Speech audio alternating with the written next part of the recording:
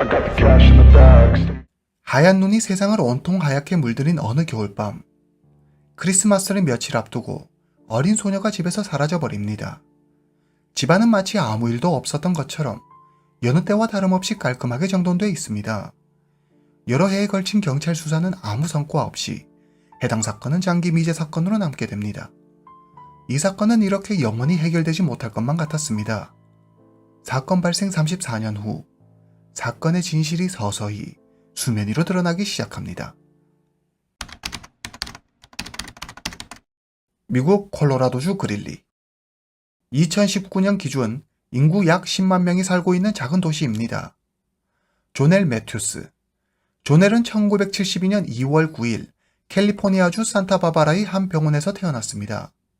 조넬의 어머니 테리는 13살에 조넬을 낳게 되는데 아이를 키울 형편이 되지 못했던 테리는 조넬이 태어나고 얼마 되지 않아 조넬을 입양 보내기로 합니다. 1972년 3월 조넬이 태어난 지 한 달이 지났습니다. 콜로라도주 그릴리에 살고 있는 짐과 글로리아에게는 딸 제니퍼가 있습니다. 이들 부부는 제니퍼의 동생을 입양하고 싶어 했고 조넬은 짐과 글로리아의 집으로 가 그들의 막내딸이 됩니다. 짐과 글로리아는 조넬을 친딸처럼 아끼고 사랑했습니다. 짐, 글로리아, 제니퍼, 그리고 조넬, 이렇게 네 사람은 행복한 가족이 되었습니다. 1984년, 조넬이 12살이 되었습니다. 조넬은 노래하는 것을 좋아하는 밝은 아이로 성장했습니다. 그녀는 그릴리에 있는 프랭클린 중학교에 다니고 있습니다. 그런데 불행은 갑자기 찾아온다고 했던가요? 크리스마스를 며칠 앞둔 어느 날, 조넬이 흔적도 없이 사라집니다. 조넬에게 무슨 일이 생긴 걸까요? 함께 1984년 12월 20일로 가보겠습니다. 1984년 12월 20일 목요일, 미국 콜로라도주 그릴리. 조넬이 그렇게 기다리고 기다리던 크리스마스가 며칠 앞으로 다가왔습니다. 아침에 일어나 밖을 내다보니 눈이 소복히 쌓여있고 눈발이 날리고 있었습니다. 조넬은 며칠 전 감기에 걸려 몸이 좋지 않았습니다. 어머니 글로리아가 보기에도 조넬의 상태가 좋아 보이지 않았습니다. 그래서 오늘 하루 학교를 쉬라고 말합니다. 그러나 조넬은 꼭 학교에 가야 한다며 고집을 부립니다. 오늘은 프랭클린 중학교 합창단의 크리스마스 공연이 있는 날입니다. 합창단원인 조넬은 오늘 공연을 위해 오랫동안 준비했기 때문에 고작 감기 따위로 크리스마스 공연을 포기하고 싶지 않았습니다. 조넬은 약 먹고 몸이 많이 좋아졌다며 어머니 글로리아를 설득합니다. 딸 조넬이 얼마나 고대했던 공연이었는지 잘 아는 글로리아는 조넬이 학교에 가는 걸 허락합니다. 오늘 저녁 크리스마스 공연에 어머니 글로리아도 딸의 공연을 응원하기 위해 참석하기로 했었습니다. 그런데 다른 주에 계신 글로리아의 아버지, 그러니까 조넬의 외할아버지의 건강이 좋지 않아 글로리아가 갑자기 병문안을 가게 됩니다. 그리고 공교롭게도 같은 시간에 언니 제니퍼의 농구 시합이 있어 아버지 짐은 제니퍼의 경기에 가기로 되어 있습니다. 하는 수 없이 오늘 저녁 크리스마스 공연에는 조넬 혼자 가게 됐습니다. 그래도 조넬은 공연에 선다는 사실만으로도 매우 신이 났습니다. 조넬은 같은 합창 단원인 친구 로스와 함께 크리스마스 공연 무대에 섭니다. 무사히 공연을 마친 조넬은 무척 기분이 좋았습니다. 공연이 끝나고 저녁 8시 15분, 로스의 아버지 러셀이 혼자 온 조넬을 집에 데려다 주기로 합니다. 러셀, 로스, 그리고 조넬, 이렇게 세 사람은 함께 차를 타고 조넬의 집 앞까지 갑니다. 저녁 시간인데다 조넬의 집에 아무도 없었기 때문에 조넬의 친구 로스와 그녀의 아버지 러셀은 조넬이 집 안으로 들어가는 걸 끝까지 지켜봅니다. 잠시 후 집안에 불이 켜지고 조넬이 집에 안전하게 잘 들어간 걸 확인한 러셀과 로스는 그 자리를 떠납니다. 하지만 이것이 조넬의 마지막 모습이 될 줄은 아무도 몰랐습니다. 저녁 8시 30분, 조넬은 소파에 앉아 혼자 TV를 보고 있습니다. 조넬의 집 전화벨이 울립니다.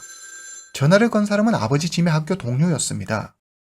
짐은 초등학교 교장 선생님이었는데 그의 학교 일로 온 전화였습니다. 통화를 끝낸 조넬은 아버지 짐에게 메시지를 보내 동료가 전화한 사실을 알립니다. 이것이 조넬과 이야기한 마지막이 됩니다. 조넬은 다시 소파로 돌아와 TV를 봅니다. 집이 좀 춥다고 느낀 조넬은 히터를 켜고 숄로 어깨를 감싸 따뜻하게 합니다. 그렇게 조넬은 소파에 앉아 가족이 돌아오기만을 기다립니다. 아버지 짐은 체육관에서 큰딸 제니퍼의 농구 경기를 보고 있습니다. 그는 조넬이 늦은 시간 혼자 집에 있다는 생각에 제니퍼의 경기가 끝나자마자 서둘러 경기장을 빠져나갑니다. 밤 9시 30분. 짐은 먼저 집으로 돌아옵니다. 그리고 차고 문이 열려 있는 것을 발견하죠. 하지만 차고 안에는 아무도 없었습니다. 짐은 거실 불이 켜져 있는 것을 보고 조넬이 거실에 있을 것이라 생각하고 현관문을 열고 거실로 갑니다. 그러나 조넬의 모습은 보이지 않았습니다. 거실에는 TV와 히터가 켜져 있었고 조넬의 신발과 조넬이 가장 아끼는 숄이 히터 주변에 놓여 있었습니다. 조금 전까지만 해도 집에 잘 도착했다고 연락했었는데 조넬의 모습이 보이지 않았습니다. 짐은 큰 소리로 조넬을 부르며 2층 침실로 올라갑니다. 침실에도 조넬은 없었습니다. 놀란 짐은 조넬을 찾아 온 집안을 뒤졌지만 조넬의 흔적조차 찾을 수 없었습니다. 밤 10시. 2층에 있던 짐은 아래층에서 누군가 현관문 여는 소리를 듣습니다. 조넬이라고 생각해 아래층으로 뛰어내려갑니다. 그러나 현관문을 열고 들어온 사람은 조넬의 언니 제니퍼였습니다. 제니퍼는 경기가 끝나고 아버지 짐이 보이지 않아 친구 아버지의 차를 타고 왔다고 했습니다. 짐은 제니퍼에게 묻습니다. 혹시 밖에서 조넬 못 봤니? 제니퍼가 못 봤다고 하자 짐은 곧바로 전화기를 들어 경찰에 신고합니다. 밤 10시 15분. 신고를 받고 출동한 경찰이 조넬의 집에 도착합니다. 경찰은 먼저 집안을 수색합니다. 집안에는 다툼의 흔적도 혈흔도 발견되지 않았습니다. 방문과 창문 모두 억지로 문을 연 흔적이나 손상 없이 깨끗했습니다. 하지만 경찰은 집 밖 쌓인 눈 위에서 발자국을 발견합니다. 발자국은 먼 곳에서 집 창문까지 이어져 있었는데 이는 누군가 창문 밖에 서서 집안을 들여다봤을 수도 있다는 것을 의미합니다. 발자국 크기로 보아 절대 12살 소녀 조넬의 발자국이 아니었습니다. 분명 어른의 발자국이었습니다.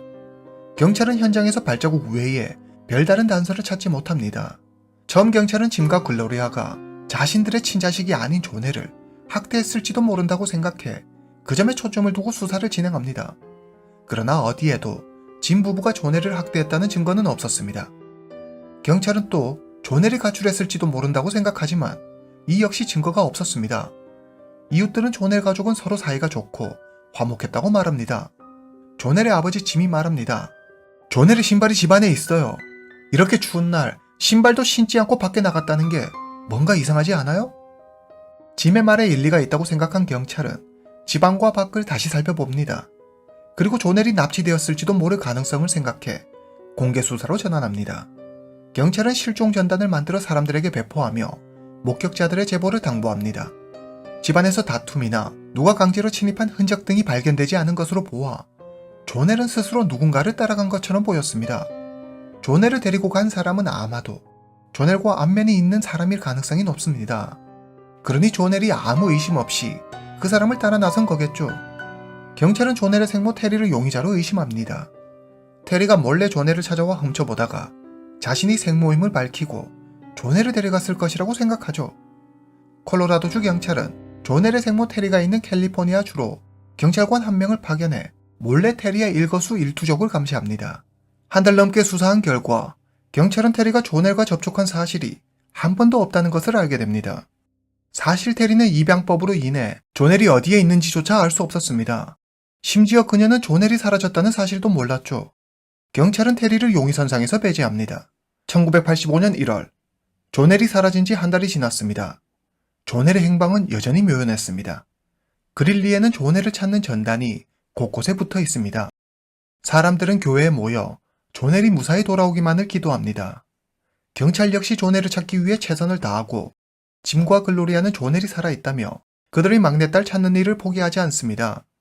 조넬이 사라진 지 3개월 후 1985년 3월 7일 미국 대통령 로널드 레이건은 전미신문인 협회 연설에서 조넬 사건에 대해 이야기합니다. 그러자 많은 미국인들이 해당 사건에 관심을 갖게 되고 경찰은 조넬을 찾기 위해 더 많은 인력을 투입해 수색에 총력을 기울입니다. 전국아동안전위원회는 우유값에 조넬을 찾는 전단을 붙여 전국 학교에 공급했습니다. 이후 많은 제보가 들어왔지만 사건 해결에 도움이 될 만한 제보는 한 건도 없었습니다. 제대로 된 단서조차 찾지 못한 경찰은 용의자조차 특정하지 못합니다. 이렇게 허무하게 시간은 흐르고 조넬 사건은 해결되지 못한 채 장기 미제 사건으로 남게 됩니다. 1994년, 사건 발생 후 10년이 지났습니다. 조넬은 결국 법원에서 사망 선고를 받습니다. 짐과 글로리아는 교회에서 조넬의 장례식을 치릅니다.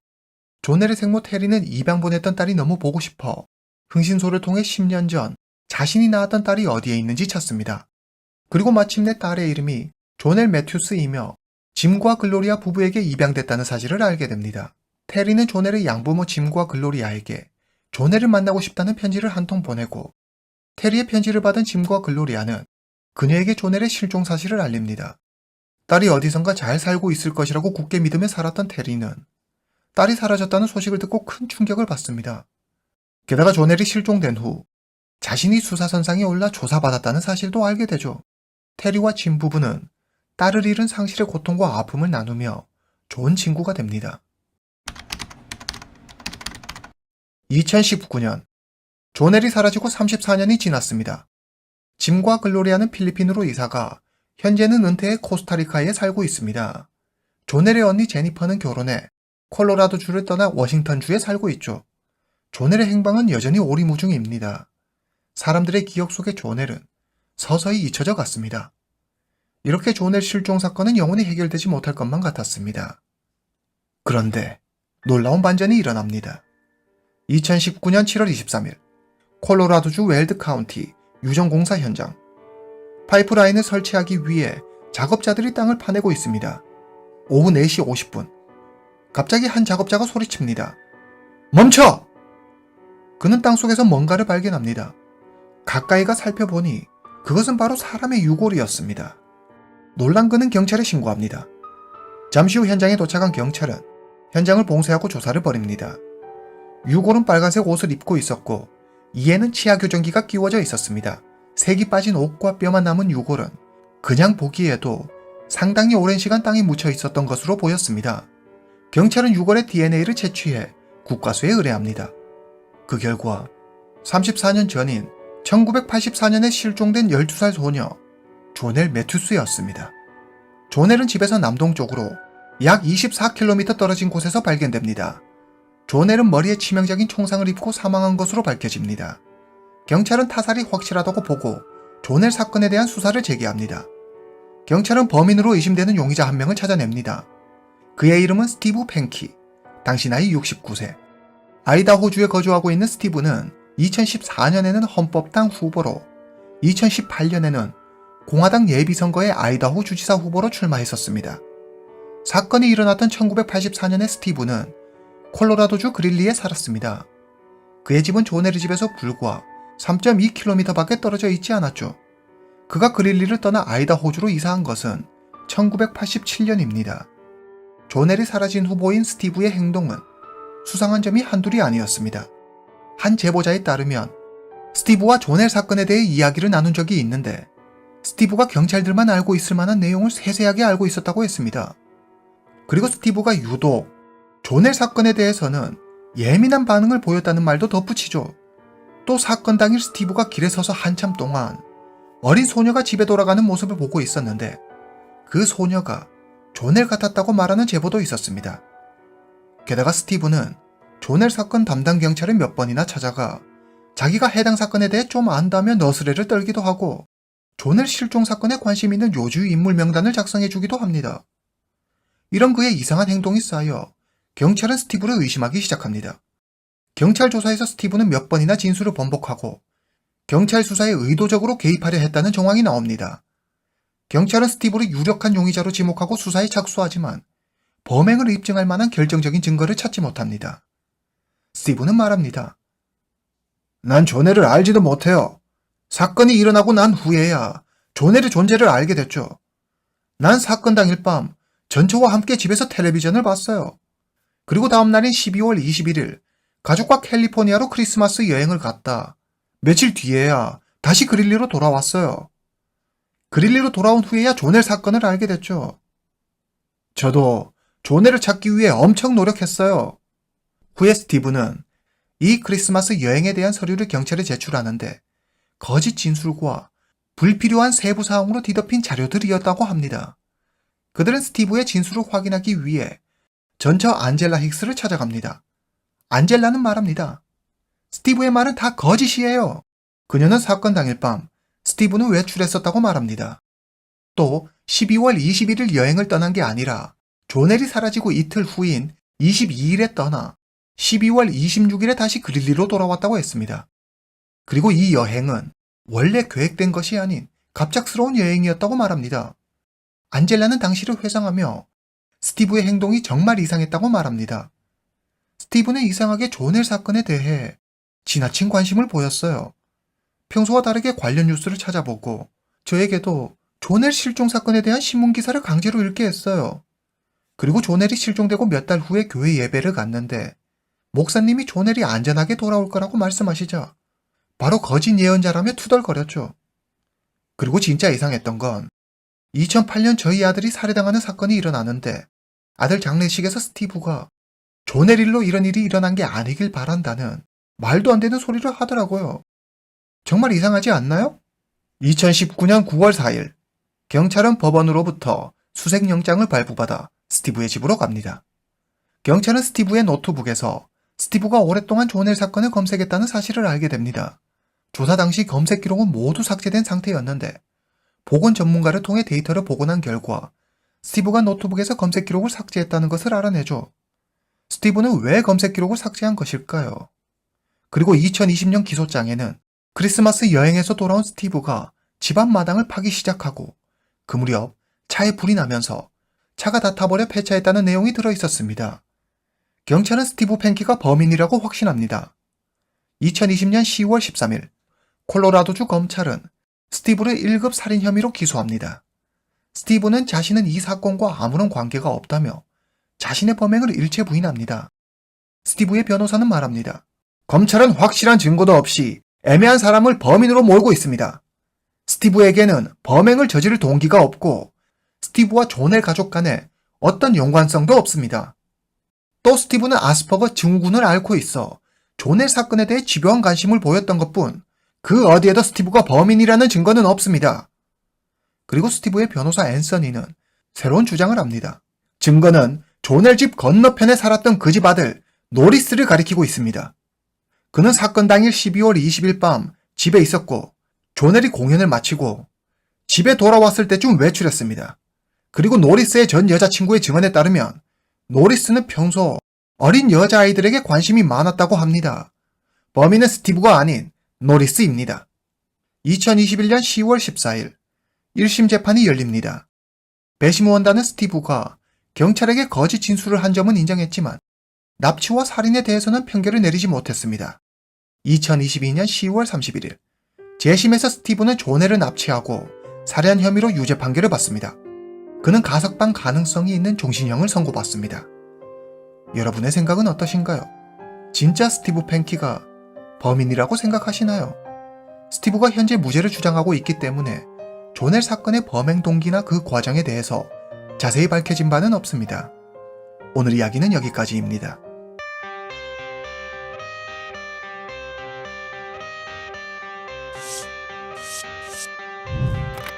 I got the cash in the bags. 오늘은 여러분께 한 경찰관의 집념이 빛을 발한 한 사건에 대해 소개해드리려고 합니다.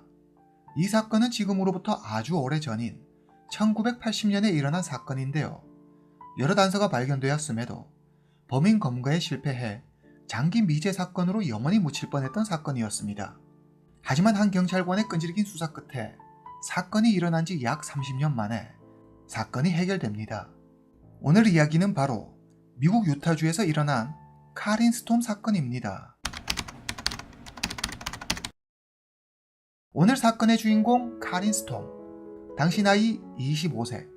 활달하고 적극적인 성격의 카린은 친구가 많습니다. 그녀는 가족과 함께 미국 유타주 우즈크로스에 살고 있습니다. 미국 유타주 데이비스 카운티에 있는 우즈크로스는 인구 약 1만 1000명이 살고 있는 아주 작은 도시입니다. 카린은 고등학교 때 스티브 스톰을 만나 사랑에 빠집니다. 둘은 연인 사이로 발전했고 고등학교를 졸업한 두 사람은 결혼합니다. 그들의 결혼 생활은 매우 행복했습니다. 카린은 스티브와 함께라면 영원히 행복할 거라고 굳게 믿었죠. 그러나 카린의 바람과는 달리 이들의 행복은 그리 오래가지 않았습니다. 시간이 지남에 따라 진한 사랑의 감정은 점점 그 빛을 발했고 급기야 이들의 사랑에도 금이 가기 시작합니다. 결혼하고 3년이 지난 어느 날, 더 이상 상대에게 뜨거운 사랑의 감정을 느낄 수 없었던 카린과 스티브는 별거하기로 결정합니다. 그리고 얼마 지나지 않아 카린에게 엄청난 불행이 찾아옵니다. 카린에게 무슨 일이 생긴 것일까요? 함께 1980년 6월 5일로 가보겠습니다. 1980년 6월 5일 목요일, 미국 유타주 우즈크로스. 카린의 전화가 울립니다. 별거 중인 남편 스티브의 전화였습니다. 카린, 오랜만에 저녁이나 같이 먹을까? 오늘은 스티브의 생일입니다. 게다가 며칠 뒤엔 두 사람의 결혼 기념일이죠. 별거 중인데 특별한 날을 챙긴다라 뭔가 일반적인 것 같지는 않습니다. 카린은 남편 스티브의 제안에 응합니다. 이날 저녁 오랜만에 만난 카린과 스티브는 맛있는 저녁을 먹고 집으로 돌아옵니다. 스티브는 잠시 집에서 휴식을 취하고 출근 준비를 합니다. 그는 호수 옆 함 공장에서 일하는데 오늘은 야간 조라 밤 12시 30분부터 아침 7시까지 근무합니다. 카린은 혼자 TV를 보다 잠이 듭니다. 다음날 아침 7시, 스티브는 아내 카린을 깨우기 위해 전화합니다. 그런데 몇 번이고 전화해도 그녀는 전화를 받지 않습니다. 스티브는 이상했습니다. 보통 때 같으면 벌써 일어나 출근 준비를 하고 있을 카린인데 스티브는 걱정이 되기 시작했습니다. 그는 퇴근하자마자 서둘러 차를 몰아 집으로 향합니다. 집에 도착한 그는 먼저 부엌으로 달려갑니다. 혹시 카린이 메모를 남기고 출근했을지도 모르기 때문이죠. 하지만 메모도 아침을 먹은 흔적도 보이지 않았습니다. 카린이 늦잠을 잔다고 생각한 스티브는 침실로 갑니다. 그리고 눈앞에 펼쳐진 모습에 놀라 그대로 주저앉고 맙니다. 카린이 피를 흘리며 바닥에 쓰러져 있는 게 아니겠습니까? 스티브는 허둥지둥 전화기를 찾아 경찰에 신고합니다. 잠깐의 시간이 흐르고 신고를 받고 출동한 경찰과 구급대원이 현장에 도착합니다. 그러나 모든 것은 이미 늦은 뒤였습니다. 카린은 숨을 쉬고 있지 않았습니다. 경찰은 현장을 봉쇄하고 증거를 수집합니다. 카린은 잠옷을 입고 천장을 바라보며 침대 옆 바닥에 쓰러져 있었습니다. 신체 여러 부위에서 긁히거나 핥힌 자국이 발견되었고 목에는 누군가 조른 듯한 선명한 자국이 남아 있었습니다. 침대는 엉망진창으로 흐트러져 있었고 베개, 이불 등은 바닥에 떨어져 있었습니다. 선반 위에 올려져 있던 TV는 화면이 켜진 채로 바닥에 떨어져 있었습니다. 그리고 침대 헤드보드의 구리 막대 중 2개가 부서져 있었는데 그중 1개는 완전히 빠져 바닥에 뒹굴고 있었습니다. 경찰은 침실에서 격렬한 몸싸움이 일어났을 것으로 추정했습니다. 침실을 제외한 다른 방들은 모두 말끔하게 정돈된 상태였습니다. 경찰은 현관문과 창문 어디에서도 파손되거나 누군가 침입한 흔적을 찾을 수 없었습니다. 이 외에도 집 뒤편에 문이 하나 있었는데 함부로 안으로 들어오지 못하게 막대기를 끼워 문을 고정해 두었습니다. 이러한 점으로 미루어 보아 경찰은 범인이 집 안으로 들어올 수 있게 카린이 직접 문을 열어 주었거나 범인이 집 열쇠를 가지고 있어 스스로 집 안으로 들어온 뒤 카린과 몸싸움을 벌였을 것으로 추정했습니다. 또한 카린의 몸에 난 상처들로 추정해 볼 때 그녀는 범인에게 최후까지 저항했음을 알 수 있었습니다. 경찰은 분명 카린과 안면이 있는 자의 소행일 것이라고 내다봤습니다. 카린의 가족과 친구들은 최근 카린과 남편 스티브의 사이가 부쩍 좋지 않아 두 사람은 별거 중이었으며 카린은 새어머니의 집에서 지냈다고 진술합니다. 스티브는 카린과 어느 정도 문제가 있었다는 것을 인정했지만 둘의 관계를 회복하기 위해 노력 중이었다고 말합니다. 사건 당일에도 우리는 함께 저녁을 먹었어요. 정말 다시 예전으로 돌아간 것 같았죠. 하지만 카린의 새어머니의 생각은 달랐습니다. 카린은 확실히 이혼을 결심한 상태였어요. 그날 저녁도 스티브를 만나러 가겠다는 카린을 붙잡아 세우며 굳이 스티브와 저녁을 할 필요가 있겠냐고 나가지 말라고 했죠. 그렇지만 카린은 저녁을 먹으면서 이혼에 대해 확실히 얘기해야겠다며 꼭 가야 한다고 했어요. 카린의 새어머니는 카린과 스티브는 이미 돌이킬 수 없는 강을 건넌 상태였다고 말합니다. 스티브의 범행 동기가 충분하다고 생각한 경찰은 스티브를 경찰서로 소환합니다. 그런데 경찰서에 나타난 스티브는 뜻밖에도 다른 사람을 범인으로 지목합니다. 난 누가 범인인지 알아요. 바로 버프예요. 버프는 스티브와 별거 후 카린이 만나는 남자친구입니다. 스티브는 요즘 자신과 카린의 사이가 다시 좋아지자 버프가 이를 질투해 그녀의 목숨을 빼앗았다고 주장합니다. 경찰은 바로 카린의 남자친구 버프를 찾아갑니다. 그런데 예상과 달리 그는 경찰 조사에 매우 협조적이었습니다. 버프는 카린을 진심으로 사랑했으며 그녀가 보고 싶다고 눈물을 흘렸습니다. 카린의 친구들은 카린은 버프와 함께 있을 때 매우 행복해했어요. 그녀는 버프를 사랑했죠. 하지만 카린과 스티브의 사이는 그다지 좋지 못했죠.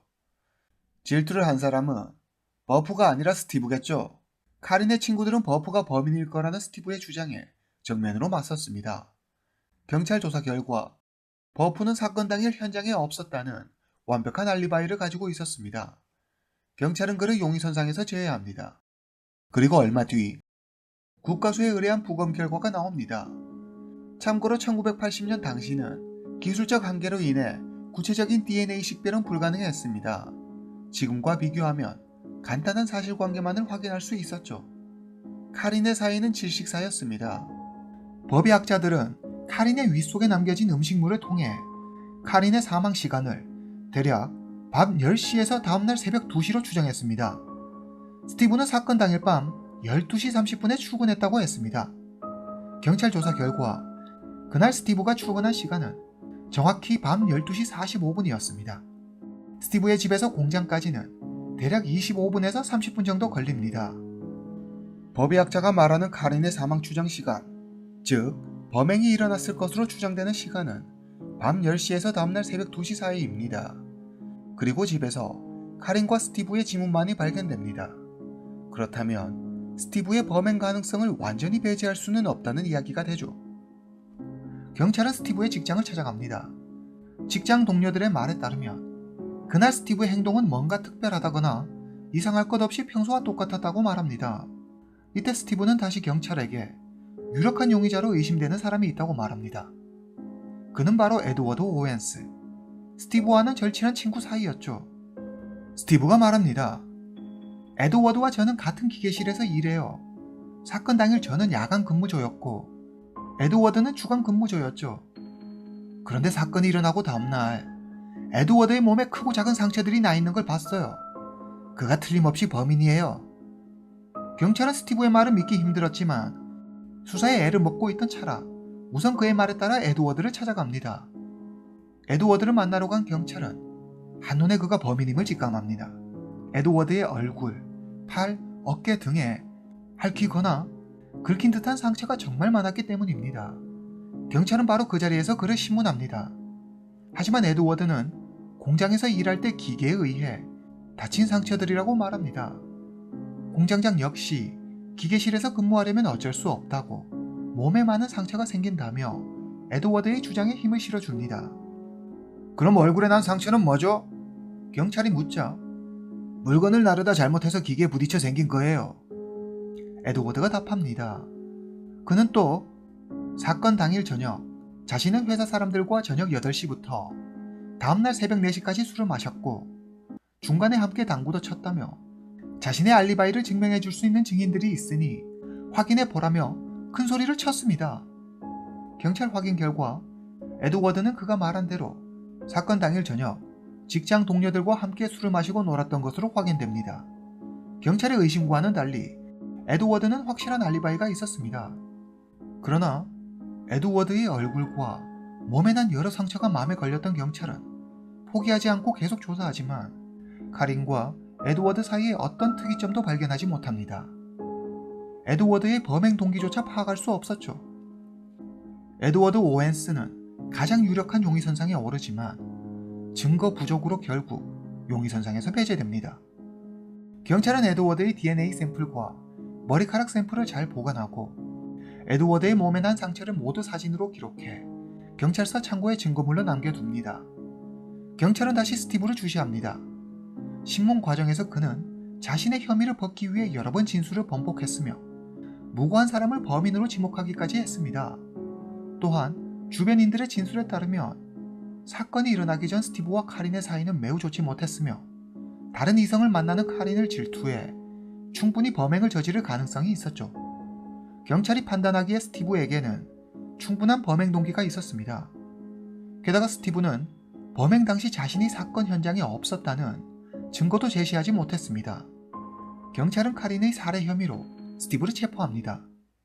1980년 12월 해당 사건에 대한 재판이 열립니다.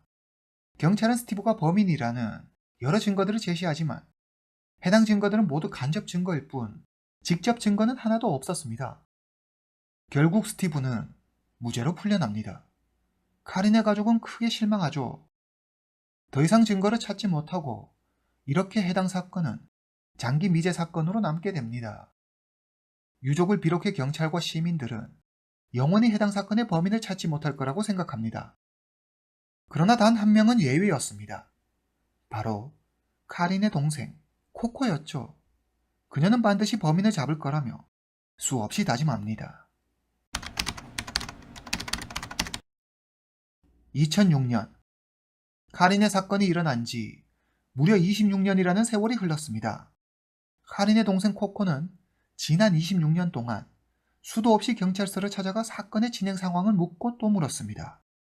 그때마다 경찰은 새로운 단서를 찾지 못했다며 안타까워합니다.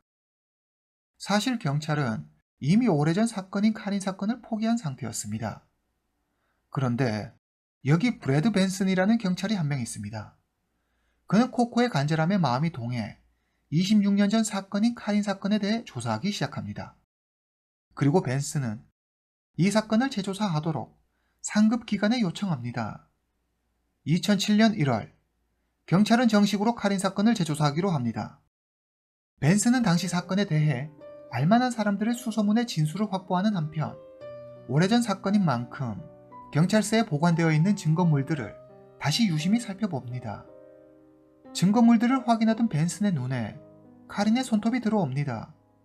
사건이 발생했던 1980년에는 DNA 분석 기술이 수사에 활용될 만큼 발전하지 못했었습니다.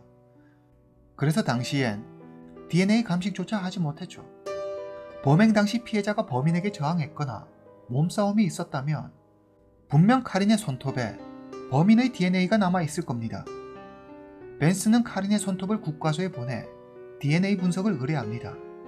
그리고 DNA 분석 결과를 기다리는 동안 벤슨은 당시 유력 용의자 중 한 명이었던 에드워드 오웬스에게 전화합니다. 벤슨 형사라고 합니다. 카린 사건을 다시 조사하고 있는데 몇 가지 질문에 대답해 주시면 감사하겠습니다. 벤슨은 수학이 넘어 들리는 에드워드의 미세하게 떨리는 음성을 통해 그가 이 상황을 꽤 불편해하고 있다는 걸 느낄 수 있었습니다. 벤슨은 에드워드가 범인일지도 모른다는 의심이 들기 시작했습니다. 마침 DNA 분석 결과가 나옵니다. 카린의 손톱에서 스티브와 에드워드 두 명의 DNA가 나옵니다. 30년 가까운 시간 동안 과학수사기법은 눈부시게 발전했습니다. 벤슨은 법의학자를 찾아가 카린의 구체적인 사망 시간을 추정해달라고 부탁합니다. 분석 결과 카린은 사건 당일 밤 12시 30분경에 숨을 거둔 것으로 밝혀집니다. 스티브는 밤 12시 45분에 공장으로 출근했습니다. 그의 집에서 공장까지는 아무리 못해도 25분 정도는 걸립니다. 이론상 그는 범행을 저지를 시간이 부족했습니다. 그리고 정밀 DNA 분석 결과 스티브의 DNA는 매우 소량이고 대부분은 에드워드의 체액인 것으로 밝혀집니다. 벤슨은 스티브를 수사선상에서 제외합니다. 당시 사건 기록에 따르면 또 다른 유력 용의자였던 에드워드는 사건 당일 범행 시간으로 추정되는 시간에 직장 동료들과 함께 바에서 술을 마신 것으로 되어 있습니다. 그렇다면 어떻게 카린의 손톱에서 에드워드의 DNA가 나온 것일까요? 벤슨은 당시 에드워드와 술을 마신 것으로 기록되어 있는 직장 동료들을 찾아 그때의 상황에 대해 질문합니다. 그들의 말에 따르면 사건 당일 저녁 8시부터 다음날 새벽 4시까지 에드워드와 함께 술을 마신 것은 사실이지만 그 시간 동안 에드워드가 내내 바에 함께 있었다는 건 100% 확신할 수 없다고 말합니다. 그렇다면 에드워드가 잠시 동료들과 함께 있던 바를 빠져나와 카린의 집에 들러 범행을 저질렀을 가능성 또한 있다는 이야기가 됩니다. 벤스는 에드워드의 몸에 난 상처들을 찍어둔 사진을 하나하나 살펴봅니다. 아무리 살펴봐도 기계에 다친 상처로는 보이지 않았습니다. 오히려 사람과 몸싸움을 벌일 때 흔히 나타날 수 있는 상처들로 보였죠. 벤스는 본격적으로 에드워드를 조사하기로 합니다. 그런데 생각지도 못한 일이 일어납니다. 에드워드는 아내에게 다시는 돌아오지 않을 거라며 편지 한 통만을 덜렁 남겨둔 채 떠나버린 것입니다. 그의 신용카드 내역을 조회해보니 에드워드는 독일을 경유해 이미 멕시코로 도망간 뒤였습니다. 가장 유력한 용의자 에드워드가 도망가 버리면서 카린 사건은 다시 한번 미궁 속으로 빠지고 맙니다. 2007년 3월 반가운 소식이 하나 들려옵니다. 멕시코로 도망갔던 에드워드가 가지고 있던 돈을 모두 탕진하고 더 이상 버틸 수 없어 다시 미국으로 돌아온다는 것입니다. 다시 희망이 생긴 벤스는 에드워드에게 전화합니다. 어서 오라고! 당신을 잡아 넣을 증거는 충분하다고. 그러니 미국으로 돌아오자마자 자수하는 게 좋을 거야. 에드워드는 미국으로 돌아온 후 자기 발로 경찰서를 찾아갑니다. 에드워드의 가족은 그를 변호하기 위해 캘리포니아에서 아주 유명한 변호사를 고용합니다. 에드워드의 변호사는 카린의 손톱에서 발견한 DNA는 피부 조직이 아닌 남성의 체액이며 이는 에드워드와 카린이 부적절한 관계였기 때문에 생긴 결과일 뿐이라며 에드워드는 해당 살인사건과 무관하다고 주장합니다. 그럼 멕시코로 왜 도망간 거죠? 검찰의 질문에 에드워드는 도망간 것이 아니라 친구를 만나기 위해 멕시코를 방문한 것이며 해당 사건의 용의자가 되었다는 것을 알고 미국으로 돌아와 자신의 경찰서를 찾아간 것입니다. 변호사는 이런 말도 안 되는 말들을 늘어놓으며 에드워드를 변호합니다. 이 재판의 결과는 어떻게 되었을까요? 어처구니 없게도 에드워드는 증거 불충분으로 무죄를 선고받고 풀려납니다. 허무하게 풀려나는 에드워드를 보고 벤스는 크게 실망하지만 포기하지 않고 다시 증거를 찾기 위해 고군분투합니다. 그는 1980년에 수사관들이 남겨놓은 증거물들을 모두 펼쳐놓고 자신이 놓친 것은 없는지 하나씩 하나씩 수차례에 걸쳐 세세히 살펴봅니다. 그러던 중 카린의 옷에 보일 듯 말 듯 아주 작게 빨간 점이 하나 찍혀 있는 것을 발견합니다. 자세히 보니 핏방울같이 보였습니다. 벤스는 즉시 DNA 분석을 의뢰합니다. 며칠 뒤 놀라운 분석 결과가 나옵니다. 카린의 옷에 아주 작게 있던 빨간 점의 정체는 바로 에드워드의 피였습니다. 경찰은 다시 에드워드를 체포합니다. 2009년 3월 확실한 증거 앞에 결국 에드워드는 자신의 범행을 시인합니다. 그런데 여기서 다시 반전이 생깁니다. 맞아요. 내가 카린의 목숨을 빼앗았어요. 하지만 이 모든 걸 계획한 건 카린 남편 스티브라고요. 스티브가 다 짠 거라고요. 이제 에드워드의 진술대로 사건을 재구성해 보겠습니다. 카린의 사건이 일어나기 몇 달 전 스티브와 에드워드는 바에서 술을 마십니다. 어느 정도 취기가 올라오자 스티브가 에드워드에게 자신의 아내 카린을 좀 처리해달라고 말합니다. 무슨 말도 안 되는 소리냐며 에드워드는 스티브의 제안을 단칼에 거절합니다. 그러자 스티브가 한 가지 조건을 제시합니다.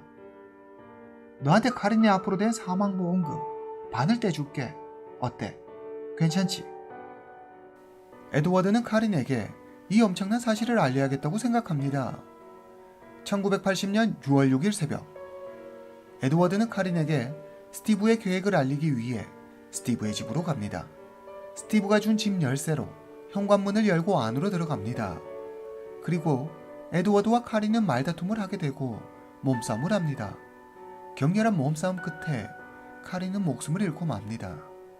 에드워드는 이 모든 것이 우발적인 사고였음을 주장합니다. 그리고 진짜 주범은 스티브라고 말하죠. 그러나 검사는 에드워드는 카린이 혼자 집에 있다는 사실을 알고 나쁜 마음을 먹고 스티브의 집으로 갔으며 그녀의 목숨을 빼앗은 후 알리바이를 위해 다시 바로 돌아온 것이라고 주장합니다.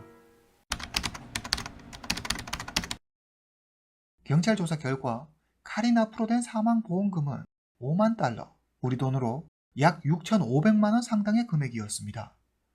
1980년에는 지금과 비교할 수 없는 꽤 큰 돈이었을 겁니다. 그러나 경찰은 에드워드의 증언 말고는 별다른 증거를 찾지 못해 스티브를 기소하는 데 실패합니다. 이후 재판부는 에드워드 오웬스에게 유죄를 판결해 무기징역을 선고합니다. 이렇게 카린 사건은 29년 만에 드디어 해결됩니다. 자신들은 찾지 못했지만 훗날 누군가 사건을 해결해 줄 것이라고 믿고 하나하나 증거를 잘 모아 보관한 경찰. 언니의 억울한 죽음을 반드시 밝혀내겠다는 동생의 집념. 끝까지 사건을 포기하지 않은 벤슨 형사.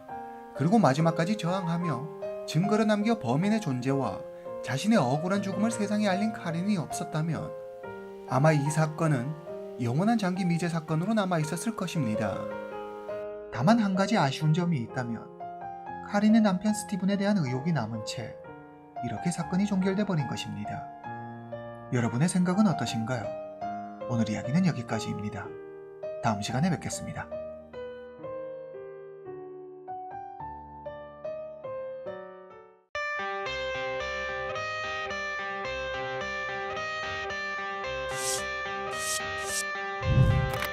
I got the cash in the bags.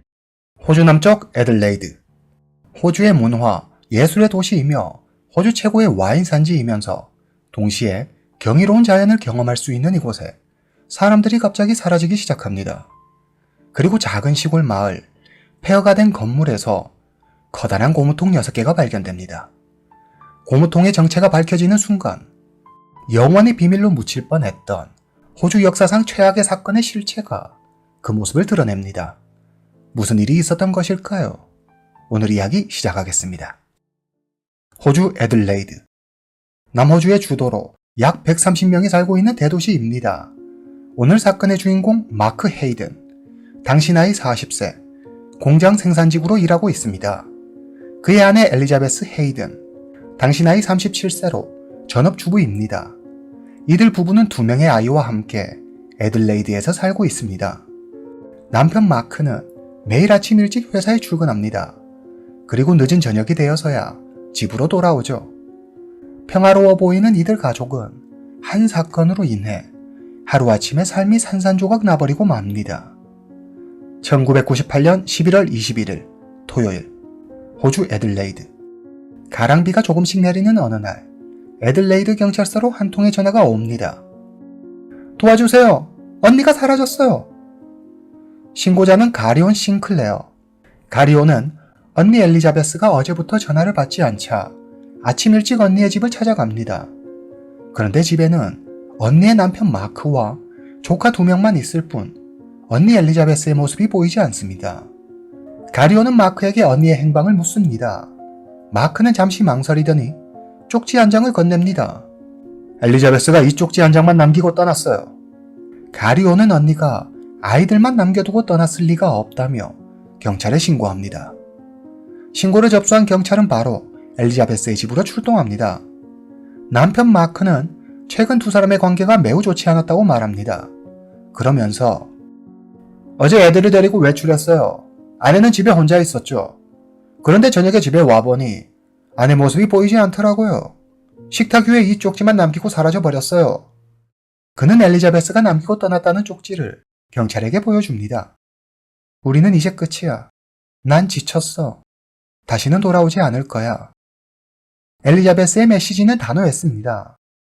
이어서 마크는 이웃이 아내가 다른 남자 2명과 함께 있는 모습을 봤다며 아내가 가족을 버리고 떠났다고 말합니다. 경찰은 엘리자베스의 마지막 모습을 봤다는 이웃을 찾아갑니다. 그는 엘리자베스가 2명의 남자와 만나는 모습을 똑똑히 봤다고 했습니다. 그런데 엘리자베스와 함께 있던 남자들의 행동이 아무래도 수상하다고 말합니다. 엘리자베스와 남자들은 밖에서 이야기를 나누다 집 안으로 들어갔어요. 한참이 지나고 남자 둘이 큰 검정 비닐봉지를 가지고 나와 차에 싣더라고요. 그리고 몇 번이나 엘리자베스 집을 들락날락하며 검정 비닐봉지를 차에 싣는데 뭔가 일반적인 모습은 아니었어요. 경찰은 해당 사건을 단순 실종 사건이 아닌 살인 사건일 가능성에 무게를 두고 목격자가 말한 2명의 용의자를 찾아 나섭니다. 최근 몇 년간 애들레이드에서는 쪽지 한 장만 남겨둔 채 사람이 사라져버리는 사건이 심심치 않게 일어났습니다. 엘리자베스 역시 쪽지 한 장만 남겨두고 자취를 감춰버렸죠. 경찰은 이 일련의 사건들이 어떤 연관성을 가지고 있을 것이라고 생각합니다. 엘리자베스 역시 이 사건들과 어떤 연관이 있을 것이라고 짐작하죠. 엘리자베스가 사라지기 6년 전 1992년 8월 클린턴 트레지즈라는 남성이 하루아침에 사라져버리는 일이 일어납니다. 클린턴 트레지즈, 당시 나이 22세. 클린턴은 어릴 때부터 학교 기숙사에서 생활했습니다. 성격이 괴팍했던 클린턴은 동성에게 매력을 느꼈는데 주위 사람들이 그의 성향을 알고부터는 가족마저도 그를 외면하면서 그는 애들레이드 외곽에서 혼자 생활하고 있었습니다. 클린턴은 알고 지내는 사람이 별로 없어 그가 사라진 지 한참이 지나고도 신고조차 되지 않았습니다. 1994년 8월 16일 클린턴의 시신이 로워 라이트에서 발견되지만 그가 사라진 지 이미 오랜 시간이 흐른 데다 남겨진 단서가 거의 없어 경찰은 용의자조차 특정하지 못하고 이 사건은 장기 미제 사건으로 남게 됩니다. 1997년 베리 레인이라는 남성이 사라집니다. 베리는 앞서 이야기한 클린턴과 꽤 가깝게 지내던 사이였습니다. 베리 레인, 당시 나이 42세, 그는 같은 남성을 사랑하며 여장을 즐겼습니다. 베리의 어머니는 이런 아들의 성향을 받아들이지 못했고 두 사람은 자주 다퉜습니다. 하루는 베리의 어머니가 전화 한 통을 받습니다. 아들 베리에게서 온 전화였죠. 엄마, 저 퀸즐랜드 주로 갈 거예요. 아마 절 다시 보기는 힘들 거예요. 베리의 어머니는 갑작스러운 아들의 행동이 이해되지 않았습니다. 비록 두 사람이 자주 다투기는 했지만 그렇다고 연을 끊겠다는 말은 한 번도 한 적이 없었기 때문이죠. 게다가 어떤 위협이라도 받고 있는 것처럼 베리의 목소리는 떨리고 있었습니다. 그리고 이따금 수화기 너머로 남자의 비웃음 소리가 들려왔습니다. 이 전화를 끝으로 아들 베리는 사라져버립니다. 상황이 심상치 않다고 느낀 베리의 어머니는 경찰에 신고합니다. 하지만 몇 년이 지나도 경찰은 베리가 어디에 있는지 그 흔적조차 발견하지 못합니다. 애들레이드에서는 클린턴과 베리 외에도 몇 건의 실종 사건이 연이어 발생합니다. 최근 몇 년간 실종된 사람들의 명단을 조사하던 경찰은 그들이 대부분 가족 없이 혼자 생활하고 있으며 그중 일부는 정부 지원금을 받아 생활하고 있다는 사실을 알게 됩니다. 수사를 하던 경찰은 수상한 정황을 하나 발견합니다. 애들레이드 북쪽에 설치된 ATM기에서 매달 일정한 날짜에 베리의 정부 지원금이 빠져나가는 것이었습니다. 사라진 베리가 그 근처에서 살고 있는 것일까요? 경찰은 ATM기에 설치된 CCTV 영상을 확보해 베리의 정부 지원금을 빼간 사람의 정체를 파악합니다. 그는 베리가 아니었습니다. 그의 이름은 로버트 와그너, 당시 나이 27세. 그는 베리의 전 연인이었습니다. 두 사람은 13살 때 처음 만나 1985년부터 1996년까지 총 11년 동안 함께 생활하며 연인관계를 지속합니다. 경찰은 로버트를 찾아갑니다. 로버트에 따르면 1997년 10월 베리가 퀸즐랜드주로 가서 살겠다며 헤어지자며 이별을 선언했다고 합니다.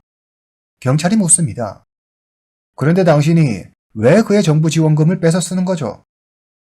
그러자 로버트는 말합니다. 베리가 카드를 주고 가면서 매달 정부 지원금이 나올 테니 쓰라고 했어요. 로버트는 자신의 어려운 처지를 잘 알고 있던 베리가 카드를 주면서 정부 지원금이 나오면 뺏어 쓰라고 말하며 떠났다고 이야기합니다. 설사 당사자가 허락한다고 해도 다른 사람의 정부 지원금을 사용하는 것은 불법입니다. 로버트의 행동이 수상하다고 여긴 경찰은 로버트를 몰래 따라다니며 그의 행동을 감시합니다. 그리고 그가 이상하리만큼 이웃집 남성과 자주 만난다는 사실을 알게 됩니다. 이웃 남성의 이름은 존 번팅, 당시 나이 32세. 존과 로버트 두 사람은 사라진 엘리자베스의 집 부근에 살고 있었습니다. 그들은 엘리자베스의 남편 마크와도 꽤 친한 것처럼 보였습니다. 경찰이 엘리자베스 사건에 대해 수사할 당시 마크와 그의 이웃들은 엘리자베스가 사라지던 날 엘리자베스가 2명의 남성을 만났다고 진술하는데 그 두 명의 남성이 바로 존과 로버트였습니다. 사실 존과 로버트는 이미 다른 실종 사건의 용의자로 수사망에 올랐던 인물입니다. 수잔 알렌, 당시 나이 47세. 그녀는 존 번팅의 전 여자친구로 엘리자베스 사건이 일어나기 2년 전인 1996년 11월 갑자기 사라져버립니다. 수잔이 사라진 날 존과 로버트가 검은 봉지를 차에 싣는 모습을 본 목격자가 있어 경찰은 두 사람을 유력한 용의자로 지목해 긴급 체포합니다. 하지만 죄를 입증할 만한 명확한 증거를 찾지 못해 결국 두 사람은 풀려나고 말죠. 석연치 않은 실종 사건은 비단 이뿐만이 아니었습니다. 수잔의 집 뒤편에 있는 카라반에서 혼자 생활하던 26세의 남성 레이 데이비스 역시 사라졌습니다. 수잔의 전 남자친구였던 레이는 수잔의 손자들에게 부적절한 행동을 해 수잔과 헤어지고 친구로 지내고 있었습니다. 그는 신체의 장애를 가지고 있었는데 수잔이 사라지기 1년 전인 1995년 12월 호련히 그 모습을 감춥니다.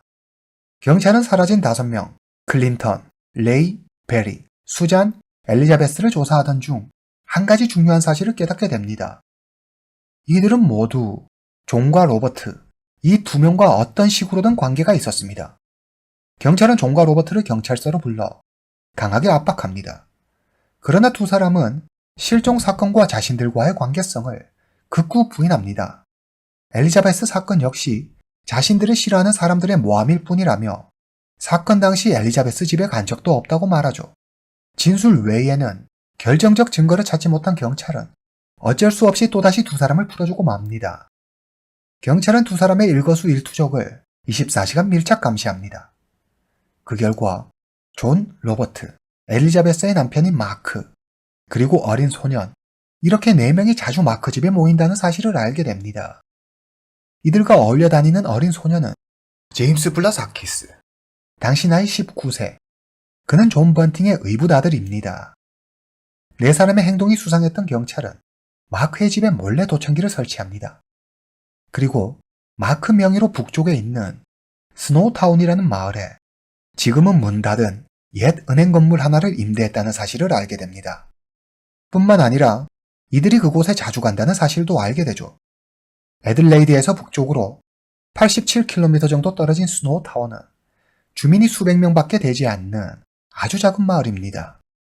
대낮에도 길에 다니는 사람을 거의 볼 수 없을 정도로 한적한 시골 마을이죠. 붉은색 벽돌로 지어진 이 2층 건물이 마크가 임대한 옛 은행 건물입니다. 엘리자베스가 사라지고 6개월 뒤 1999년 5월 20일 경찰은 도청기를 통해 존과 그 무리가 스노우타운의 임대 건물에 뭔가를 보관하고 있다는 사실을 알게 됩니다.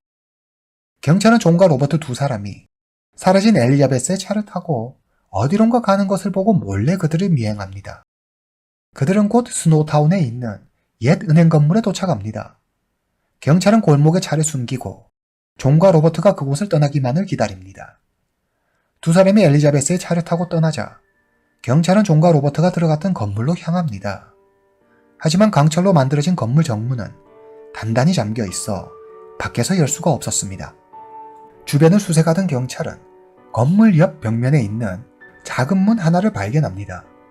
그리고 그 문을 열고 안으로 들어갑니다. 문을 열자 그릇이 놓인 식탁 몇 개가 있는 식당이 나왔습니다. 식당의 오른쪽에는 문이 하나 있었는데 다시 그 문을 열고 안으로 들어가니 은행 로비가 나왔습니다. 로비에는 네모난 종이박스가 가득 쌓여 있었고 그 안에는 전자제품과 각종 부품이 들어 있었습니다. 바닥에는 고장난 텔레비전과 컴퓨터 모니터가 있었고 카운터에는 구매 영수증 몇 장이 비닐봉지에 쌓여 있었습니다. 그리고 우유빛의 커다란 금고문이 보였습니다. 경찰은 금고문을 여는데 성공합니다. 금고문을 열자 검정 비닐봉지 여러 장을 이용해 만든 벽이 나타납니다. 경찰이 벽처럼 만든 비닐봉지를 찢자 순간 기절할 정도의 역겨운 냄새가 코를 찔렀습니다. 수색 중이던 경찰들은 모두 엄청난 악취에 기겁합니다. 대체 이 비닐봉지로 만든 벽 안에 무엇이 있길래 이런 악취가 나는 건지 경찰들은 손전등으로 안을 비추며 들어갑니다. 그곳은 밀폐된 방이었는데 음침하고 스산한 기운이 감돌았습니다. 손전등을 이리저리 비춰보던 경찰은 방 한가운데에 놓여있는 검은 통 6개를 발견합니다. 그중 하나에는 은색 수갑이 걸려 있었고 검은색 과도와 고무장갑이 놓여 있었습니다.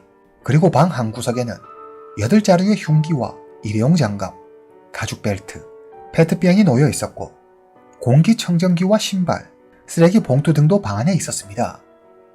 뭔가 잘못됐다는 것을 직감한 경찰은 빠르게 6개의 통 중 하나를 열어봅니다. 뚜껑을 열자 조금 전보다 더 심한 악취가 코를 찌릅니다. 코를 막고 통 안을 유심히 살펴보던 경찰은 통 안에서 사람의 신체 일부를 발견합니다. 그들은 바로 본부에 지원을 요청합니다. 경찰 지원 병력이 현장에 도착하고 즉시 건물 주변을 봉쇄합니다. 경찰은 통 6개의 뚜껑을 모두 열어 내용물을 확인하는데 6개의 통에는 부패된 8구의 사체가 들어있었습니다. 경찰은 그들의 신원을 파악합니다. 로버트의 동료이자 로버트의 약혼녀와 오랜 친구 사이인 마이클 가드너. 그는 같은 남성을 사랑하며 이런 사실을 주변에 숨기지 않습니다. 마이클이 로버트의 약혼녀의 아이들을 돌봐주던 날 1997년 9월 그는 돌연 사라집니다. 약에 중독되어 있던 개빈 포터는 존의 의붓아들 제임스와 중독 재활센터에서 만나 서로 알게 됩니다. 갈 곳이 없어진 개빈은 제임스의 집에서 지내게 되고 함께 지내면서 다시 약에 손을 대죠. 그런데 1998년 4월 그가 연기처럼 사라집니다. 1998년 9월 엘리자베스 여동생의 아들인 프레드릭 브룩스가 그토록 꿈꿔왔던 공군 사관생도에 합격합니다. 그리고 합격 파티에 참석하기로 한 날 갑자기 사라져버립니다. 사고 때문에 다소 떨어지는 지능과 불편한 다리를 가지게 된 게리 오드 와이어는 정부 지원금을 받고 있었습니다. 존과 그 무리와 가깝게 지내던 어느 날 1998년 10월 그 역시 호련히 사라집니다. 그리고 모두 이곳 스노우타운의 6개의 통 중 하나에서 발견되죠. 스노우타운의 통 안에서 발견된 사람들은 모두 최근 애들레이드에서 사라졌다고 보고된 실종자들이었습니다. 그 중에는 엘리자베스도 포함되어 있었습니다. 경찰은 현장에서 범행에 사용됐을 것으로 추정되는 전기톱과 고무장갑 등도 추가로 발견합니다.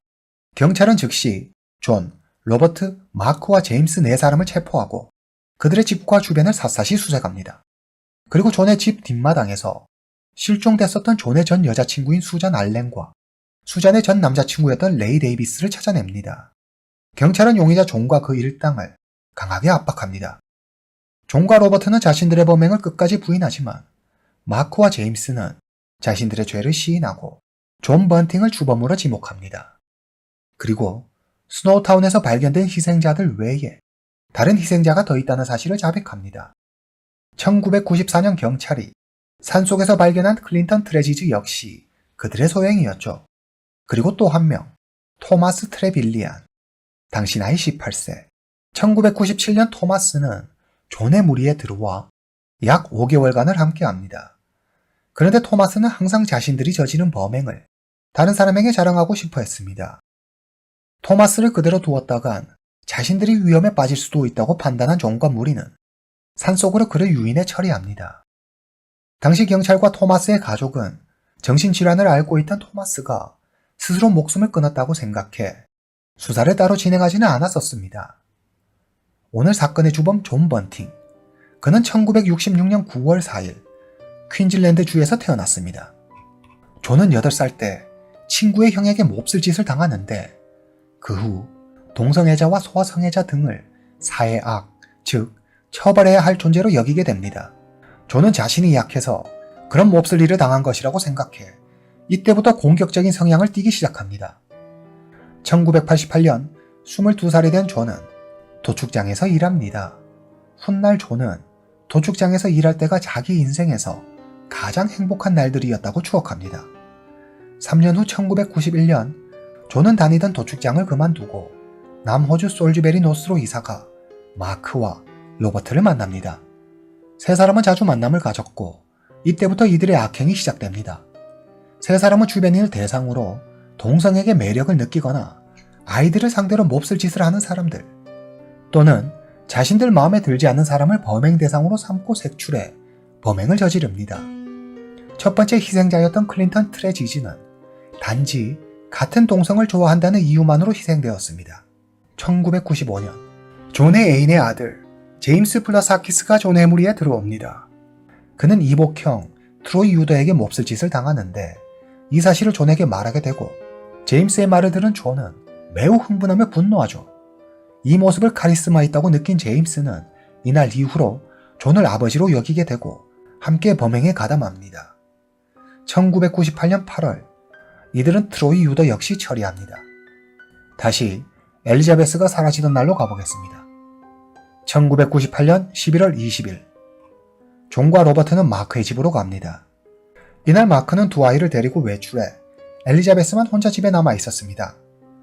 마크가 아내 엘리자베스에게 자신이 한 일을 털어놓았다는 것을 알게 된 존은 엘리자베스가 혼자인 틈을 타 그녀를 처리해버립니다. 그리고 엘리자베스가 남자와 바람이나 집을 나갔다고 거짓말하죠. 1999년 5월 9일 이 사건의 마지막 희생자 데이비드 존슨. 당시 나이 24세. 그는 제임스의 형입니다. 제임스와 데이비드는 사이가 꽤 좋았습니다. 깨끗하고 흰 피부를 가진 데이비드는 멋부리는 것을 좋아했습니다. 존은 이런 데이비드의 모습을 못마땅해 했고 그가 남자를 좋아할 것이라고 확신했습니다. 존은 제임스를 시켜 데이비드를 스노우타운에 있는 자신들이 임대한 옛 은행 건물로 유인하도록 합니다. 그리고 그를 잔혹하게 살해하죠.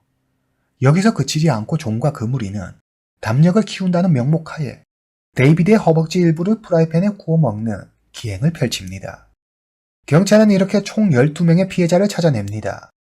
존은 사회정의를 실현하기 위해 어린아이에게 몹쓸 짓을 하거나 사회를 어지럽히는 이들을 처단해야 한다고 했지만 그에게 희생당한 이들 대부분은 혼자서 생활하는 같은 동성을 좋아하거나 약 중독자거나 정부 지원금을 받는 사회 취약 계층으로 존이 말하는 정의 구현과는 거리가 멀었습니다. 두 번째 희생자인 레이 데이비스와 다섯 번째 희생자인 베리 레인만이 어린아이를 대상으로 몹쓸 짓을 하는 사람들이었습니다. 희생자들은 모두 존, 로버트, 마크, 제임스 네 사람의 가까운 이웃이거나 전 연인 혹은 가족 등 그들의 주변인이었습니다. 제임스를 시작으로 존 무리의 재판이 열립니다. 이 재판은 호주 법률 역사상 가장 길고 가장 널리 알려진 재판 중 하나가 됩니다. 재판이 진행되는 도중 사건의 잔인함과 잔혹함에 배심원 15명 중 3명이 중도에 그만두었으며 남은 12명의 배심원들과 일부 언론인들은 후에 지속적인 상담을 받아야만 했습니다. 재판부는 존 번팅과 로버트 와그너에게 가석방 없는 종신형을 선고합니다. 그리고 사건의 내막을 밝히는 데 도움을 준 제임스 블라사키스는 가석방 없는 26년형, 마크 헤이드는 18년 동안 가석방 없는 25년형을 선고합니다. 이후 조용했던 시골의 작은 마을 스노우타운은 세계적으로 악명을 펼치게 되는데 이 악명 때문에 찾아오는 이들이 많아져 스노우타운이라는 이름을 지금도 유지하고 있다고 합니다. 또 2011년에는 스노우타운이라는 이 사건을 다룬 영화가 호주에서 제작되어 개봉되기도 합니다. 존 번팅은 사회정의를 실현하기 위해 범행을 저질렀다고 했습니다. 그러나 실상은 정부 지원금을 받는 사회 약자를 노린 혹은 자신의 비위를 거스르는 이들을 없애는 자기 만족을 위한 끔찍한 범죄 그 자체였죠. 우리는 가끔 직접 악인을 찾아 처단하는 상상을 해보곤 합니다. 영화나 드라마의 히어로처럼 말이죠. 그런 상상이 필요 없는 법이 사람들의 상식에 맞게 작동하는 세상이 되었으면 좋겠습니다. 오늘 이야기는 여기까지입니다. 다음 시간에 뵙겠습니다.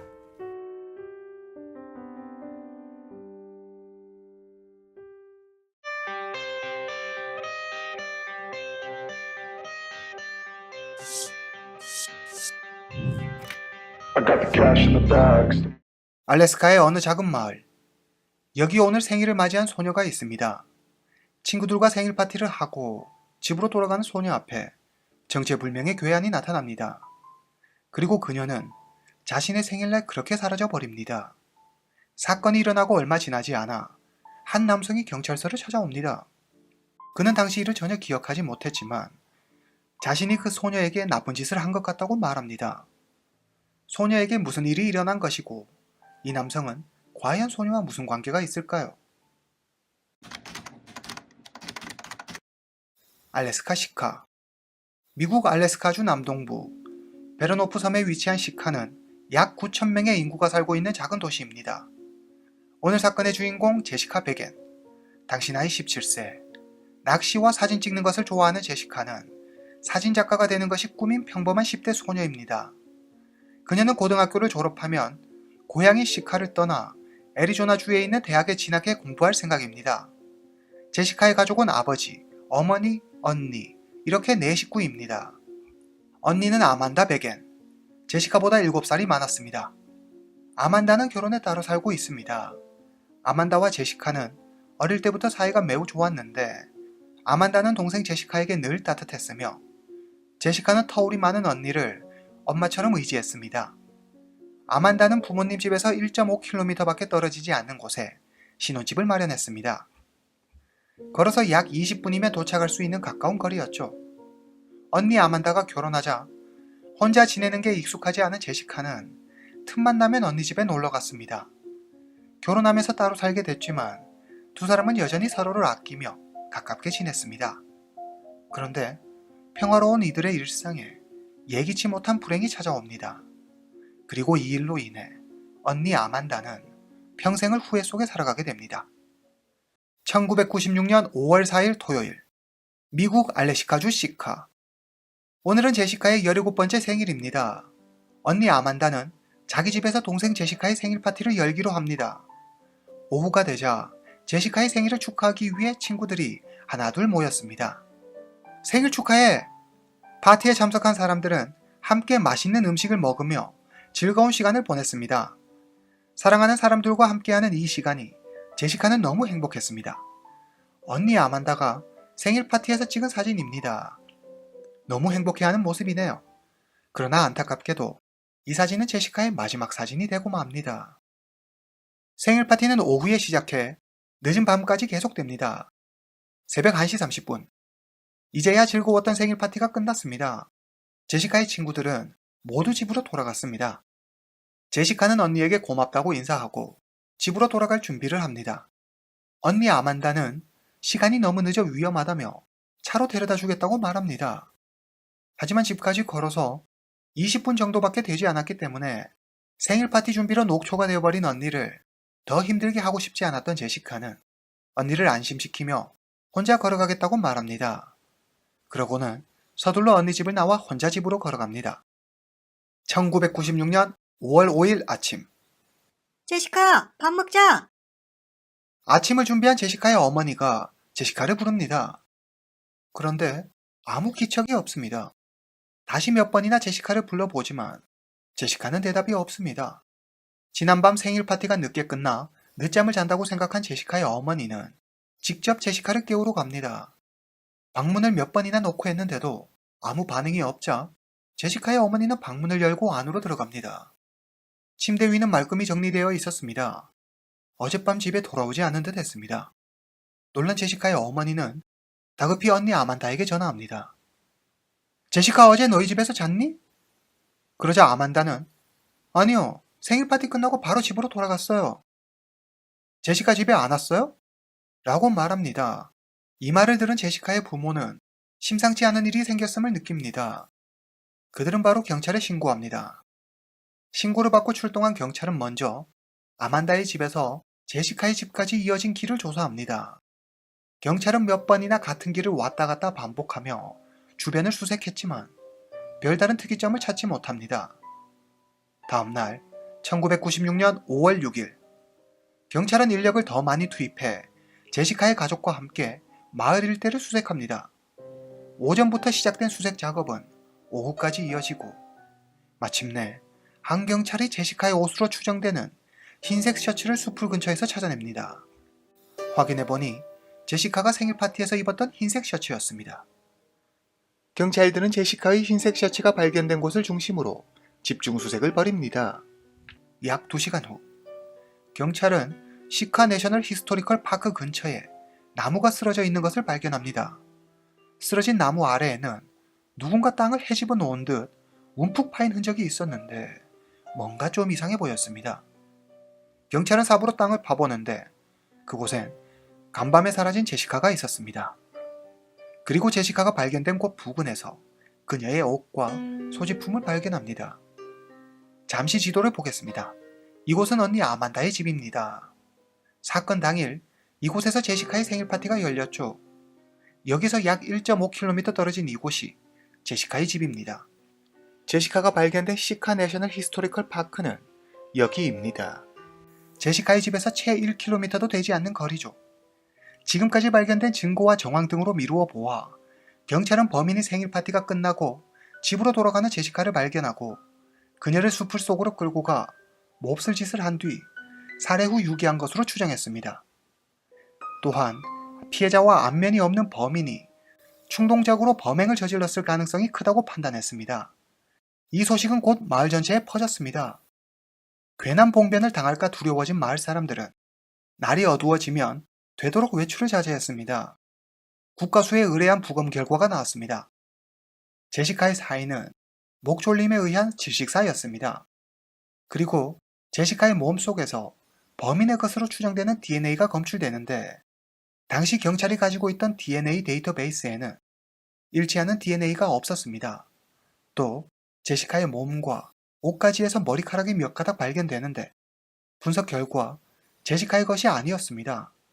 경찰은 범인의 것으로 추정했습니다. 이 모든 사실을 알게 된 제시카의 언니 아만다는 그날 밤 자신이 차로 데려다 주었다면 아무 일도 일어나지 않았을 거라며 후회와 자책으로 힘든 시간을 보냅니다. 5월 12일, 사건 발생 6일 후 제시카의 장례식이 열립니다. 1,500명 가량의 사람들이 모여 꿈 많던 10대 소녀의 마지막을 배웅했습니다. 경찰은 용의자를 찾기 위해 노력했지만 늦은 시간이라 목격자도 없어 수사에 어려움을 겪고 있었습니다. 사건 발생 후 마을 안에 범인이 있을 수도 있다는 생각에 주민들은 두려움에 떨었습니다. 특히 여성들은 혼자서 외출하는 것을 극도로 꺼렸으며 저녁에는 거리에 사람을 거의 찾아볼 수 없었습니다. 사람들은 용의자조차 특정하지 못한 경찰 수사의 분통을 터뜨렸습니다. 경찰 역시 상당한 스트레스를 받고 있었는데 결정적인 증거들을 가지고 있으면서도 기술적 한계로 인해 범인을 잡지 못하는 상황에 답답함을 느끼고 있었습니다. 사건 발생 9일 후 경찰서로 한 명의 남성이 찾아옵니다. 그는 말합니다. 자수하려고 왔습니다. 그의 이름은 리차드 빙햄. 당시 나이 34세. 리차드는 제시카 사건이 있었던 날 제가 술을 너무 많이 마셔서 잘 기억나지 않아요. 그런데 왠지 제가 범인 같아요. 라며 자신의 죄를 고백합니다. 경찰은 리차드에 대해 조사합니다. 그는 특정한 주거지 없이 시카 근처 항구에 있는 배에서 살았고 시카에 있는 한 학교에서 경비로 일하고 있었습니다. 그는 평소 술 마시는 것을 아주 좋아했는데 매번 인사불성 만취가 될 때까지 마셨습니다. 리차드의 친구들은 리차드는 평소에는 굉장히 예의 바르고 착하지만 술만 마셨다 하면 완전 다른 사람으로 변해요. 엄청 난폭해지죠. 그런데 진작 문제는 본인은 그걸 전혀 기억 못하더라고요. 경찰 신문 과정에서 리차드는 그날 친구들이랑 펍에서 놀았어요. 맥주를 10병 넘게 마셨었던 것 같은데 자정쯤 펍을 나와 제가 지내고 있는 배로 갔어요. 제가 걸어갔던 길이랑 제시카가 걸어갔던 길이 같더라고요. 왠지 제가 술에 취해서 그런 것 같아요. 라고 말합니다. 하지만 리차드는 만취 상태였기 때문에 아무것도 기억나지 않는다고 말합니다. 그날 제시카가 무슨 색 옷을 입고 있었죠? 라는 경찰의 물음에 리차드는 아무것도 기억나지 않아요. 사실 전 제시카가 누군지도 몰라요. 하루는 친구가 찾아와서 절 추궁하더라고요. 제가 범인이 아니냐면서. 근데 저도 왠지 제가 그랬을 것 같다는 생각이 들었어요. 그러니까 리차드의 말은 자신은 술에 취해 아무것도 기억나지 않지만 친구의 추궁에 자신 또한 의심이 들어 경찰서로 찾아와 자수했다는 것이었습니다. 그리고 그는 이렇게 말합니다. 제가 정말 이 사건의 범인이 맞는지 조사해 주세요. 경찰은 현재 리차드가 지내고 있는 배로 가 배 안을 샅샅이 조사해 보지만 의심이 갈 만한 물건이나 흔적 등을 찾을 수 없었습니다. 사건 당일 리차드는 밤 12시쯤 펍을 떠났습니다. 제시카는 새벽 1시 30분쯤 언니 아만다의 집을 나서죠. 펍에서 리차드가 살고 있는 배까지는 걸어서 채 1시간도 걸리지 않습니다. 시간상으로 볼 때 제시카와 리차드 두 사람이 만났을 가능성은 그리 커 보이지 않았습니다. 그러나 하루라도 빨리 범인을 잡아야 한다는 압박 때문이었을까요? 경찰은 계속해서 리차드를 신문하며 압박합니다. 그들은 자기 발로 찾아온 용의자를 이대로 놔줄 수는 없었습니다. 경찰은 명확한 증거 없이 심증만으로 리차드를 범인으로 몰아갑니다. 경찰의 강압 수사에 못 이겨 리차드는 결국 자신의 죄를 인정합니다. 1996년 5월, 경찰은 리차드 빙햄을 정식 체포합니다. 제시카 사건의 범인이 체포됐다는 소식에 마을 주민들은 안도하며 리차드가 자신이 저지른 죄에 합당한 처벌을 받기를 희망했습니다.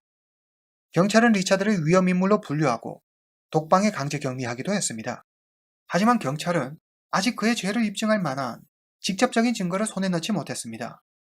그래서 제시카의 몸속에서 나온 DNA와 비교하기 위해 리차드의 DNA를 채취해 국과수에 분석을 의뢰합니다. 그러나 예상과 달리 둘의 DNA는 일치하지 않았습니다. 결정적인 증거가 일치하지 않았음에도 경찰은 끝까지 리차드를 범인으로 지목합니다. 리차드가 교도소에 수감된 지 13개월이 흘렀습니다. 드디어 해당 사건에 대한 재판이 열렸습니다. 공정한 판결을 위해 재판은 알래스카의 주도 주노에서 열렸습니다. 법정에서 검찰은 리차드가 자신의 죄를 인정한다는 증언이 담긴 비디오 테이프를 증거로 제출하며 리차드가 범인임을 주장합니다. 이에 리차드의 변호사는 비록 리차드가 스스로 범행을 인정하긴 했지만 사건 당시 만취 상태로 사물을 변별할 능력이 극히 미약한 상태였으며 리차드의 DNA와 제시카의 몸에서 나온 DNA가 불일치했다며 리차드의 무죄를 주장합니다. 검찰이 제출한 리차드의 신문 과정이 담긴 비디오를 본 심리학자는 유죄로 가정하고 수사하는 듯한 경찰의 강압적인 태도에 위축된 리차드가 경찰의 유도 신문에 따라 허위 자백을 했을 가능성이 높아 보인다고 했습니다. 검찰은 사건에서 가장 중요한 직접적인 증거 없이 심증만을 제시하며 리차드가 범인이라고 주장하고 있었습니다. 배심 원단은 2시간에 걸친 상의 끝에 확실한 증거가 부족하다는 이유로 만장일치 리차드에게 무죄를 선고합니다. 리차드가 풀려났다는 소식이 전해지자 시카 마을 사람들은 다시 공포와 불안에 휩싸였습니다. 리차드가 무죄를 선고받기는 했지만 사람들은 여전히 리차드가 범인이라고 생각해 매일 리차드가 살고 있는 곳을 찾아가 욕하고 온갖 해코지를 다했습니다. 리차드는 더 이상 견딜 수 없어 고향 시카를 떠나 몬태나주에서 새로운 생활을 시작합니다. 경찰은 포기하지 않고 수사 범위를 확대해 가며 계속해서 수사를 이어나갔지만 결국 용의자를 검거하는 데 실패하고 맙니다. 이렇게 이 사건은 장기 미제 사건으로 남게 됩니다. 2019년 2월, 제시카 사건이 일어난 지 23년이라는 긴 세월이 흘렀습니다. 과학수사의 눈부신 발전으로 장기 미제 사건으로 남아있던 사건을 해결하는 일이 가능해졌습니다. 제시카 사건을 담당했던 경찰은 여전히 제시카를 잊지 않고 범인을 잡기 위해 계속 수사를 해나가고 있었습니다.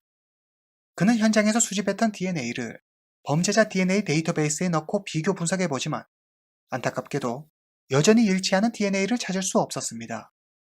그런데 사건이 일어나고 23년이 지난 2019년 새로운 용의자가 나타납니다. 이전 기록을 살펴보던 담당 경찰은 수상한 남성을 한 명 발견합니다.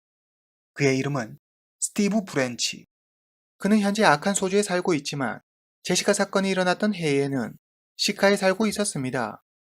제시카 사건이 일어나기 2달 전 1996년 3월, 스티브는 18세 소녀에게 몹쓸 짓을 한 혐의로 경찰에 체포됩니다. 그리고 그의 법원에서 열린 심리에서 그는 절대 강제적으로 하지 않았어요. 우리는 합의하에 관계를 맺은 거예요. 라며 자신의 결백을 주장합니다. 배심 원단은 스티브의 이 말도 안 되는 말을 믿었고 스티브는 무죄를 선고받고 풀려납니다. 스티브는 이후에도 계속 시카에서 살다가 14년이 지난 2010년 가족과 함께 아칸소주로 이사를 갑니다. 스티브 브렌치에 대해 조사할수록 경찰의 의심은 깊어졌습니다. 알래스카주 경찰은 아칸소주 경찰에 협조 공문을 보내 스티브의 DNA 샘플을 요청합니다. 그리고 스티브의 DNA 대신 그의 친척의 DNA 샘플을 얻는 데 성공하죠. 2020년 5월 분석 결과 스티브 친척의 DNA가 제시카 몸에서 검출됐던 DNA와 어느 정도 연관이 있는 것으로 드러납니다. 2020년 8월 3일 알래스카주 경찰은 스티브의 DNA를 채취하기 위해 직접 아칸소주에 있는 그의 집을 방문합니다. 경찰을 본 스티브의 얼굴이 굳어집니다. 경찰은 단도직입적으로 그에게 묻습니다. 24년 전에 일어난 제시카 사건에 대해 알고 있나요? 그러자 스티브는 조금은 알고 있지만 자신은 그 사건과 무관하다고 말합니다. 스티브에게 수사에 협조해 줄 것을 요청하며 경찰이 DNA 검사를 실시하려 하자 스티브가 갑자기 화를 내며 경찰을 집에서 쫓아내버립니다. 내가 왜 검사를 해야 하지? 절대 내 DNA는 줄 수 없어. 난 범인이 아니야. 경찰은 할 수 없이 영장을 가지고 다시 오겠다는 말을 남기고 그의 집을 떠납니다. 30분 후 스티브는 스스로 목숨을 끊습니다.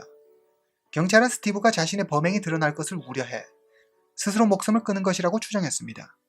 그렇다고 이렇게 수사를 종결할 수는 없었죠. 경찰이 스티브의 DNA를 채취해 분석한 결과 제시카 몸에서 채취한 DNA와 완벽히 일치했습니다. 드디어 24년 만에 범인이 밝혀졌습니다. 바로 스티브 프렌치가 범인이었습니다. 2020년 8월 11일 경찰은 기자회견을 열어 제시카 사건의 진범을 밝히고 24년 만에 사건이 해결됐음을 알립니다. 수사 초기 용의자로 지목받았던 리차드는 주민들의 시위로 고향을 떠나야 했을 뿐만 아니라 20여 년 동안 범죄자라는 오명을 쓰고 범죄자 취급을 받으며 혹시 자신이 범인일지도 모른다는 불안과 고통 속에 살았습니다. 이미 68세가 된 리차드는 당뇨병으로 인해 한쪽 눈을 실명한 상태입니다. 비록 사건의 진상이 밝혀졌지만 리차드는 여전히 자기 고향 시카로 돌아가지 않고 있습니다. 오늘 이야기는 여기까지입니다. 다음 시간에 뵙겠습니다.